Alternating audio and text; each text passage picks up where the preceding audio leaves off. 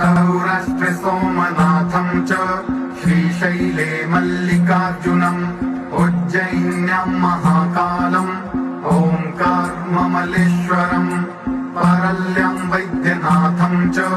डाकिन्यां भीमशङ्करम् सेतुबन्धे तु रामेशम् नागेशं दारुकावने वाराणस्यां तु विश्वेशम्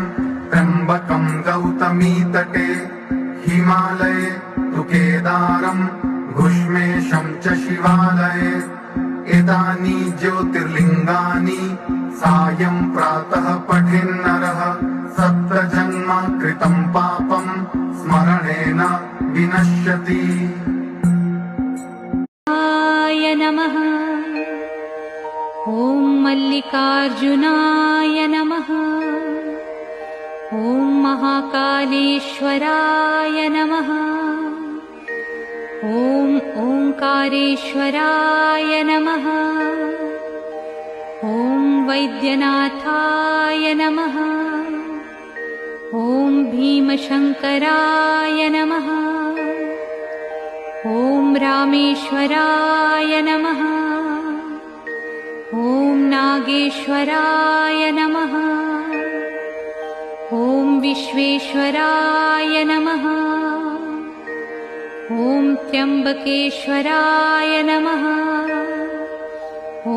केदारेश्वराय नमः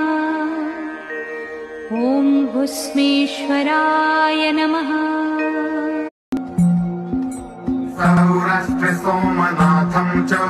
श्रीशैले मल्लिकार्जुनम् उज्जयिन्यां महाकालम् ओंकारममलेश्वरम् परल्यां वैद्यनाथं च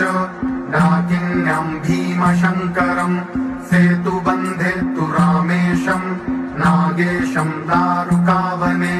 वाराणस्यां तु विश्वेशम् त्र्यम्बकं गौतमीतटे हिमालये तु केदारम् घुष्मेशं च शिवालये एतानि ज्योतिर्लिङ्गानि सायं प्रातः पठेन्नरः सप्तजन्म कृतं पापं स्मरणेन